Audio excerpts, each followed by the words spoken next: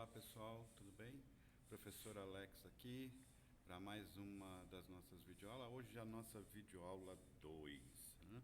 E hoje vamos falar sobre campo semântico, linguagem e redação estratégica, né? Qual é a relação que a gente pode encontrar aí, né? Sobretudo pensando como é que a nossa mente organiza o sentido e como isso nos ajuda a escrever melhor. Relembrando que isso tem a ver com o que nós vimos na aula anterior, é uma continuidade da aula anterior, quando nós pensamos a questão dos campos semânticos, ok? Bom, vou começar pensando com vocês o que é o campo semântico, né? O campo semântico, ele é um conjunto de significações que as palavras podem assumir, né? Dependendo do contexto em que elas estão inseridas. Ou seja, o campo semântico ele é um conjunto das significações, dos sentidos, daquilo que a gente atribui como significado dentro de determinados contextos, quando nós temos conjuntos de palavras e essas palavras se relacionam entre si. Então, elas de alguma forma, nessas relações mais precisas, elas podem estabelecer esse sentido entre os termos que compõem esse universo que nós construímos, né? Então, as palavras nesse sentido, elas têm um campo semântico que as envolve, né? E esse campo semântico ele pode ser modificado de acordo com o contexto, né? Por exemplo, se eu pegar aqui a palavra barco, né, que está aqui exemplificada, ela pode, aliás, desculpem, a palavra banco, né? Ela pode ganhar sentidos diferentes, né? Pode ser o banco que eu vou lá sacar o dinheiro, pode ser o banco de praça, pode ser o banco de areia, enfim. A palavra ela pode assumir diferentes sentidos, claro, dependendo do campo semântico a que nós estamos nos referindo. Ok? Então, o sentido ele vem da relação entre as palavras e o contexto em que nós as colocamos, correto? E aí, para entender um pouquinho melhor isso, a gente vai pensar sobre o que diz o filósofo francês Michel Foucault. O Foucault, que é um dos filósofos mais importantes na França no campo das linguagens, do estudo das linguagens, porque ele foi o cidadão que criou uma nova performance para a análise do discurso, né, para analisar os discursos, os seus enunciados, enfim. Ele muda um pouco a trajetória do modo como se fazia isso. E o Foucault ele diz o seguinte, né, o que nós dizemos e pensamos está sempre ligado a redes de significados e ao modo como o saber se organiza, né? Então, a linguagem ela está sempre conectada com estruturas de poder e com o modo como produzimos o sentido no mundo, né? Esse é um aspecto muito bem tratado lá nas obras do Michel Foucault, de modo geral. Mas eu vou pegar aqui um exemplo prático para a gente entender melhor essa situação com as palavras, né? Eu tenho aqui um exemplo de um texto, se chama Circuito Fechado, do escritor Ricardo Ramos, né? E o texto dele é um texto bastante peculiar, é um conto, um mini-conto, né? Alguns até chegam a chamar de crônica, mas eu entendo mais como um mini-conto, está nessa categoria do mini-conto, e ele usa apenas substantivos para contar a sua história. Então, mais ou menos vamos pensar o seguinte, o texto começa assim, ó, chinelos, vaso, descarga, pia, sabonete, água, escova, creme, creme dental. Percebam que, mesmo sem as frases completas, é possível que nós consigamos compreender o que está acontecendo. E isso só é possível graças ao campo semântico que está circundando o universo das palavras. Eu poderia dizer que chinelos, vaso de descarga, pia, sabonete, água, escova, creme dental compõem uma espécie própria de palavras. Como é que a mente, então, interpreta essa composição, né? Eu poderia dizer assim que, com as orações completas, as frases, orações, períodos, poderiam nos dar o seguinte contexto. Acordou, levantou-se da cama e calçou os chinelos, foi ao banheiro, urinou e deu descarga. Na pia, com o sabonete lavou as mãos, com a pasta escovou os dentes, com os apetrechos corretos, fez a barba e depois foi tomar banho. Esse é um pequeno trecho, mas o que a gente percebe é que a nossa mente constrói esses significados, estabelecendo uma relação entre essas palavras e o campo semântico que cada uma delas carrega. E, mais do que isso, ao olhar para essas palavras, a nossa mente carrega também um campo semântico de higiene matinal que nós já conhecemos, que nós já trazemos da nossa existência, da nossa vida. Então, esse campo semântico da higiene matinal se junta a essas palavras para que a gente possa compor esse universo de sentidos e significações. As palavras, elas se associam mentalmente, formando um espaço de criação de cenas, no caso, cenas matinais, que nós trazemos já na memória, e de outros conhecimentos, enfim. E então a gente começa a pensar qual é a relação da linguagem com isso tudo. E a linguagem está relacionada a isso em função de um elo que ela possui no seu interior, que são os signos. O signo, no caso aqui, a gente está falando de palavras, a gente vai falar de palavras no campo linguístico. Então, palavras escritas, porque vamos pensar depois os textos escritos, as redações, enfim. O signo linguístico ele é formado por 3 objetos. A gente pode ver aí na listagem que está colocada na tela. O signo é formado por um objeto, que é aquilo a que o signo se refere, um significante, que é a matéria do signo, no nosso caso é a palavra, mas também pode ser o som, a imagem, que compõe o significante, que é aquela que carrega o significado, ou seja, carrega o objeto dentro dela para que ele possa reproduzir isso na nossa mente. Então, o significado é aquilo que acontece na nossa mente. Então, eu vou pegar aqui um exemplo. O significante, ou palavra, cadeira, produz uma imagem mental na nossa cabeça que nos leva a um objeto real, que é o móvel cadeira. Vamos analisar isso com um pouco mais de atenção. Eu tenho dentro do signo, na composição com sentidos, a relação entre o objeto, o significante e o significado, entendendo que o objeto ele se refere àquele item a que o significante irá representar. No nosso caso, o significante é a palavra.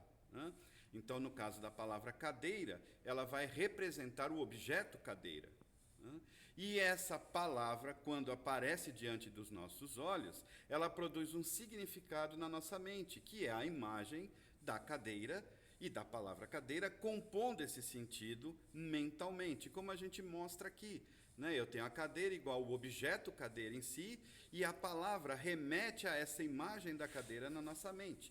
Então, o signo é o elemento que produz o elo da linguagem com a nossa mente, ou da nossa mente produzindo linguagens, e a nossa mente produz linguagens de modo que ela organize essas linguagens e possa internalizar as coisas do mundo, mas também possa externalizar as coisas que ela transforma mentalmente.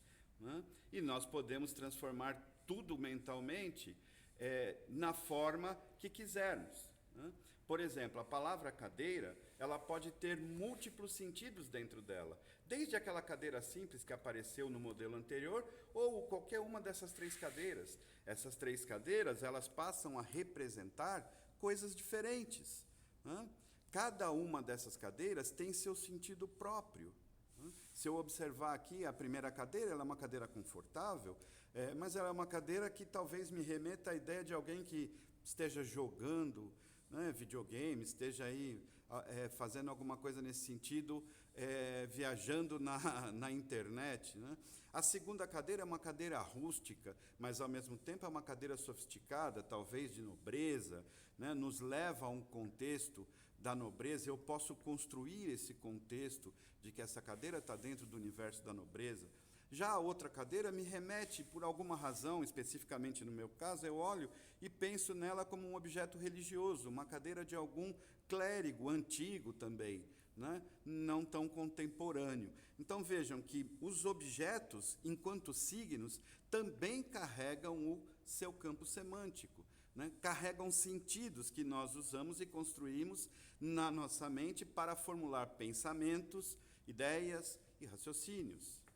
Não é isso? Então, o campo semântico, a gente pode afirmar com toda a convicção que ele é mental. O campo semântico é um espaço de relações que acontece na mente.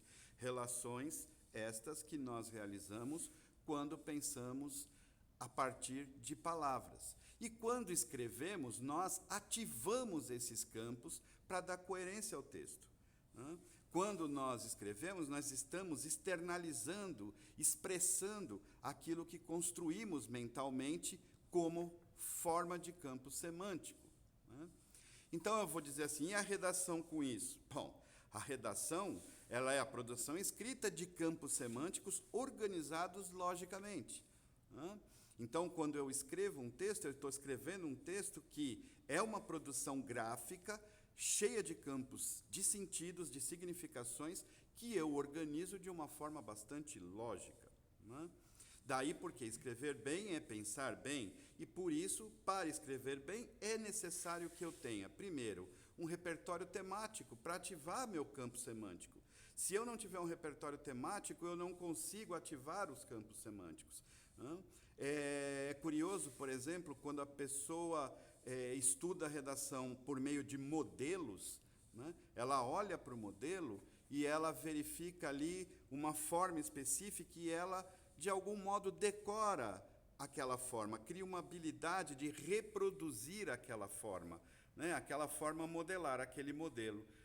Mas ela não está modelando o seu pensamento, ela está tentando encaixar o seu pensamento num modelo que já está pré-determinado. E isso é uma tarefa difícil, complexa, e que em determinadas situações ela não ajuda muito, né? Como eu já disse até anteriormente, em outros momentos.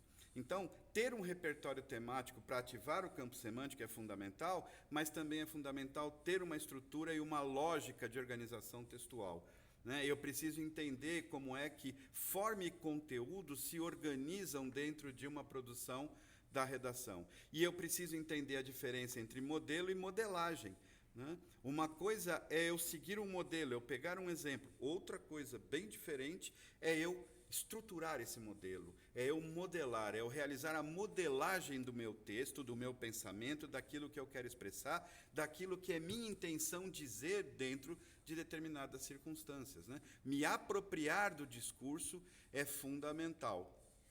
Bom, a gente vai pensar agora a aplicação desses campos semânticos. A gente viu isso ali na crônica ou no conto, mini-conto do Ricardo Ramos, e agora a gente vai pensar essa aplicação dos campos semânticos quando eu tenho, por exemplo, um estudo de caso, né? Um estudo de caso de concurso. Então, eu tenho aqui, por exemplo, a professora Maria leciona a língua portuguesa no 8º ano do ensino fundamental. Ela percebe que seus alunos demonstram desinteresse pelas atividades de leitura e produção textual. Muitos reclamam que não gostam de ler e que escrever é muito difícil.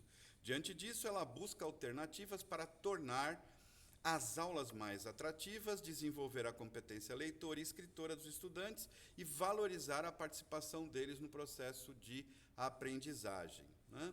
Então, eu tenho aqui uma situação, problema colocada, e eu preciso, para que eu verifique essa situação, analisar qual é o campo semântico que eu tenho e como esse campo semântico vai ativar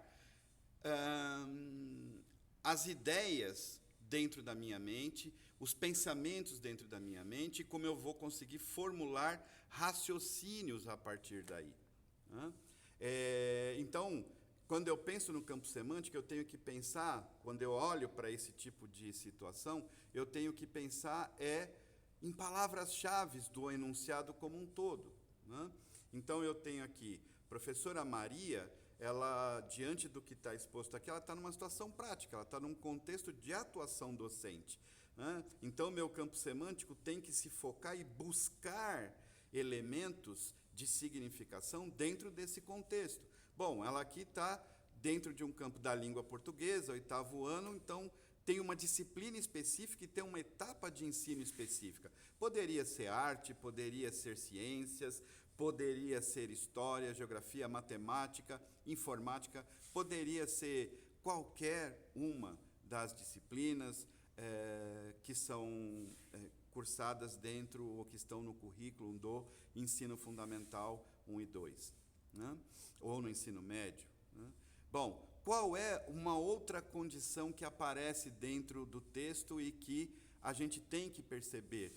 A essência do problema está no fato do desinteresse dos alunos, no fato de que reclamam, no fato de que não gostam de ler, que escrever é difícil, né? Então, se eu preciso pensar isso como um problema, esse problema é um problema pedagógico que está relacionado à desmotivação, dificuldade, resistência, né? Então, eu tenho que ativar meu campo semântico para ir compondo o repertório à medida que eu vou lendo a situação, né? Alternativas, né? Quais são as alternativas aí? Tornar as aulas mais atrativas, necessidade de uma intervenção didática, e essas são duas condições bastante básicas que eu estou levantando aqui, bastante simples, bastante evidentes e bastante recomendadas, digamos assim, dentro da didática e da pedagogia contemporânea, né? Bom, a partir daí, então, qual é a missão da professora? É desenvolver a competência leitora e escritora. Então, esse é um objetivo pedagógico claro, né? Então, eu tenho que pensar os objetivos pedagógicos a partir daí, né? E, nesse sentido, valorizar a participação dos alunos nesse processo. Por quê? Porque, na perspectiva pedagógica, eu tenho que puxar lá no meu campo semântico e lembrar que o aluno está no centro da condição. Um outro momento, a gente pode conversar um pouco melhor sobre essa condição central do aluno nos modelos pedagógicos contemporâneos, mas, seja de uma forma ou de outra, o aluno está no centro e é preciso pensar metodologias participativas. Então, o meu campo semântico tem que ir buscando elementos para esse tipo de construção, ok? Bom, como esses campos nos ajudam no planejamento da resposta, e aí eu estou considerando que, para eu escrever um texto, antes de escrever, eu preciso planejar esse texto mentalmente. E, se possível, até pré-planejá-lo no papel, né? Bom, então, quando eu identifico essas palavras, expressões chaves, né, eu, enquanto candidato, tenho que entender que eu devo apresentar um problema que é central, que é a desmotivação dos alunos na leitura e escrita. Então, eu já começo a imaginar como é que eu vou compor semanticamente o meu texto. Preciso propor soluções pedagógicas onde eu apresente estratégias para tornar as aulas mais atrativas e participativas. Isso está colocado lá na situação. Eu preciso fazer isso, eu tenho que passar. Acredite ou não nisso, eu tenho que passar, né? Por essa condição e apresentar essa situação. E eu preciso relacionar essas soluções à formação das competências leitoras e escritoras. Ou seja, eu preciso, neste caso, que é específico de língua portuguesa, eu preparei dentro dessa área porque me parecia mais fácil para eu explicar para vocês, né? Mas, como eu já disse, poderíamos aí ter situações de matemática, envolvendo artes, história, enfim, né? Mas eu preciso relacionar essas soluções à formação de competências específicas que estão relacionadas a esse problema, no caso, competências leitoras e escritoras, né? E eu preciso, nesse sentido, então, utilizar autores e documentos de referências que tratem da importância da leitura e da escrita e do papel do professor como mediador, vamos dizer assim, nesse momento também, porque essa questão também cabe um pouco de discussão, mas a mediação precisa ser realizada, independente de se eu olho para o professor como mediador ou não. A mediação em si, se eu pensar em Vygotsky, se eu pensar no Paulo Freire, se eu pensar na BNCC e em outros autores do campo da pedagogia, da psicologia educacional, enfim, e documentos oficiais, eu vou pensar nessa circunstância e pensando o professor aí como um mediador, vou colocar mediador entre aspas, porque eu tenho algumas ressalvas em relação a essa condição, isso cabe discussão. Agora, que a mediação tem que acontecer, ela tem que acontecer. Bom, quais são os campos semânticos que eu vou poder operar aí? Quando eu penso o problema que eu vou apresentar, eu tenho que criar um contexto em que eu vou falar sobre a desmotivação, a resistência e a dificuldade dos alunos, né? Qual é a intervenção que eu vou fazer? Eu vou propor soluções de modo que as intervenções tragam aulas mais atrativas, para falar o óbvio aqui, né? E Quais competências, leitor e escritora, eu vou trabalhar? Bom, esse é o meu objetivo, então eu vou pensar em algumas competências específicas, uma vez que eu tenho documentos de referência, como a BNCC, por exemplo, para poder pensar essas questões, né? E eu vou também aí pensar a participação dos alunos de forma a planejar o uso de metodologias que coloquem o aluno como protagonista. Aqui eu usei as metodologias ativas como referência, porque elas são muito batidas, elas estão muito utilizadas, mas há outras metodologias que também colocam o aluno no centro, colocam o aluno de forma ativa, em integração com o professor, em diálogo com o professor, onde o professor não é só um ser em segundo plano, né? Ao contrário, o professor é o maestro dessa relação, né? O professor é aquele quem conduz essa relação dialógica que deve acontecer conforme os pressupostos vigotskianos, né? Não é bem o que está na BNCC, mas é o que eu acredito, é o que eu aprendi, é o que eu compreendo das leituras múltiplas que fiz sobre todos esses autores, e às vezes entendo que a BNCC cria algumas distorções em relação a algumas questões. Bom, também tenho que levar em conta que eu tenho que ter na manga certos autores e certos documentos específicos para usar como referência e citar dentro do meu texto, desse texto que eu estou elaborando. Como é que eu planejo uma resposta para isso? Bom, eu uso os campos semânticos para organizar a minha resposta, né? Então, grosso modo, quando eu planejar, eu vou pensar assim, a minha primeira frase tem que começar pensando um problema que está acontecendo e que é comum e que é a desmotivação, por exemplo, né? O meu objetivo é desenvolver competências, então eu vou, para resolver a questão da desmotivação, apresentar caminhos para desenvolvimento das competências, apresentar dentro das minhas estratégias aspectos como leitura compartilhada, produção coletiva, porque eu quero colocar o aluno no centro, eu quero colocar o aluno como agente, como ativo na situação. E do ponto de vista da teoria, eu vou pensar em Paulo Freire, Vygotsky, BNCC, que é o documento oficial e que eu já tinha apontado lá, e aí a conclusão vai me trazer o professor como mediador, e eu coloco de novo entre aspas, porque era isso que se esperava na resposta da Fundação VUNESP, que apresentou uma situação semelhante a essa, né? Então, era isso que se esperava lá. É assim que eu posso estabelecer a relação entre uma coisa e outra.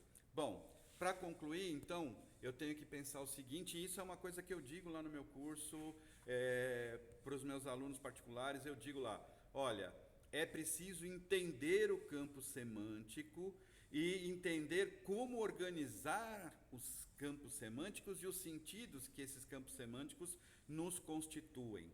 E quem organiza isso? Quem organiza isso é a linguagem numa proposição lógica e estrutural, mental e textual, né? Então, eu tenho que aprender a ter uma organização lógica, e aí, no caso das redações, sejam elas dissertativas ou estudo de caso, que também vai apresentar uma dissertação ali, também vai apresentar uma argumentação, também, enfim, né, num outro formato, né, mas também vai. Nesse caso, eu tenho que usar a lógica dedutiva, né? Então, a lógica dedutiva é aquela que organiza o nosso pensamento quando pensamos esse tipo de produção textual, e a gente depois ainda vai falar mais sobre a lógica dedutiva aplicada à estrutura textual. E aí, lembrando que quando a gente fala de estrutura textual, como falamos na aula anterior, estamos falando de macro e microestrutura, né? Aquelas que garantem que o nosso texto vai ter coerência e coesão, né? Que o nosso texto será uno, será único e que vai seguir uma lógica do começo ao fim, da introdução até a conclusão, né? Então, a redação, nesse sentido, ela exige um domínio temático, de um lado, né? Porque eu preciso ter um repertório, e eu venho insistindo nesse repertório, porque se eu quero sair da condição de seguir modelos e começar uma condição de modelador textual, de fazer a modelagem do meu pensamento e do meu texto, de assumir a minha voz, o meu lugar de fala dentro da produção textual, né? Eu tenho que ter um certo domínio temático, eu tenho que ter um repertório para poder tratar disso, eu tenho que conhecer certos autores, eu tenho que pensar sobre determinados problemas, determinados assuntos que acontecem cotidianamente na vida pedagógica do professor, e eu tenho que conhecer a estrutura textual e como essa estrutura se relaciona com a lógica. E nesse sentido, quando eu conheço esses elementos, eu consigo planejar sempre, né? Eu consigo sempre criar uma condição de diagnóstico, de objetivo, de proposta, de fundamentação e de conclusão na organização temática, principalmente quando nós estamos aqui tratando, neste caso, de um estudo de um problema real, de um problema existente, que é próprio do estudo de caso, né? Por mais que este exemplo que a gente usou tenha sido um exemplo ficcional, essa condição ficcional ela reproduz uma situação real em sala de aula, né? Então, a nossa conclusão está aí.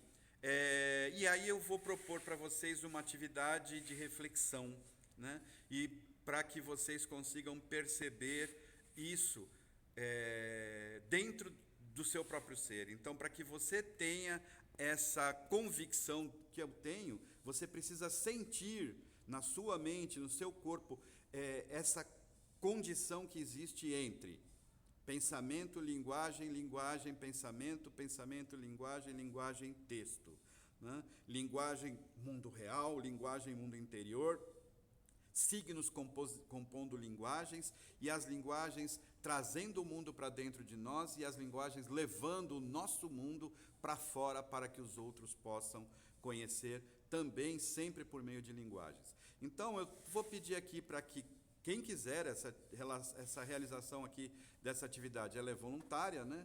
Claro, mas é importante saber que praticar é fundamental. Então, para que você compreenda bem tudo que está nessa aula, você pode assistir e reassistir essa aula, porque ela está aqui gravada, né? Mas realizar o exercício é fundamental. Então, junto com esse vídeo, eu vou postar também 2 documentos em anexo, que você pode utilizar para realizar o exercício. O primeiro, o texto vai estar em anexo, é o circuito fechado. Eu apresentei um princípio do texto aqui.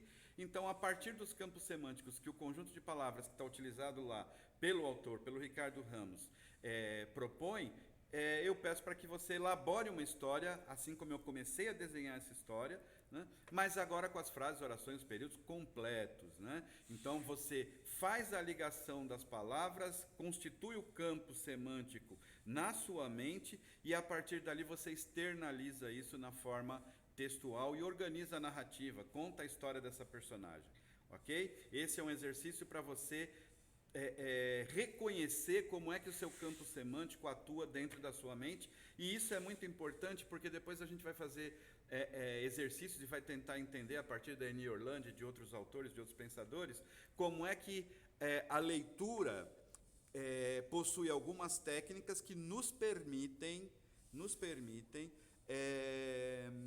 construir sentidos, formular campos semânticos, né? Existe o que se chama de percurso gerativo de sentidos, né? E nós vamos estudar esse percurso para que a gente possa aproveitar melhor os nossos campos semânticos e para que a gente possa utilizar melhor os nossos repertórios, para que a gente possa construir melhor a modelagem dos nossos textos, dos nossos pensamentos de forma lógica precisa.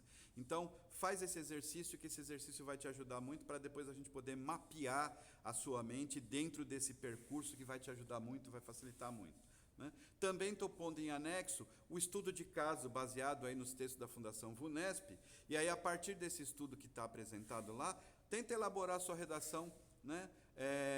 Pensando uma resposta como se você estivesse realizando a prova, mas segue lá os meus conselhos, né? Você busca as palavras-chave, constrói o campo semântico, depois que você construiu o campo semântico, você registra esse campo semântico para você ter uma certa segurança, e aí, com esse campo semântico construído, você pré-planeja, organiza as suas ideias, a ordem que elas vão acontecer, aquilo que você vai usar, e depois você me diz se não ficou mais fácil escrever o texto, né? E isso é só uma das técnicas, das estratégias que a gente aprende lá no curso Redação Estratégica, e que eu estou tentando adaptar e trazer aqui para vocês no grupo, para que vocês aproveitem ao máximo essas dicas que a gente apresenta aqui no grupo, ok? Pensando também aí a questão do repertório, é que eu estou propondo Amanhã o lançamento dos cards e na sexta-feira a caderneta pedagógica, tá bom, gente? Então, tudo tem uma razão, tudo está justificado dentro do método, ok? Siga o método, confiem nele que vocês vão chegar lá e daqui a muito pouco tempo vocês vão perceber, o tempo passa muito rápido, vocês vão perceber que o texto de vocês estará melhor. É importante você registrar esses momentos agora, porque você cria um material de comparação, né? Você, daqui a algum tempo vai estar escrevendo melhor, você volta lá nos primeiros textos de quando começou a acompanhar os vídeos, você vai perceber a melhora que teve no seu texto. Então é importante realmente praticar, é fundamental não só para você fixar o que está dito aqui, o que está internalizando enquanto sentido na sua mente a partir do que está dito aqui, mas também para você fixar, treinar, aprimorar a sua escrita. Ok, gente? Bom, eu vou ficando por aqui. Obrigado, até a próxima. Nos encontramos em breve. Tchau, tchau, gente.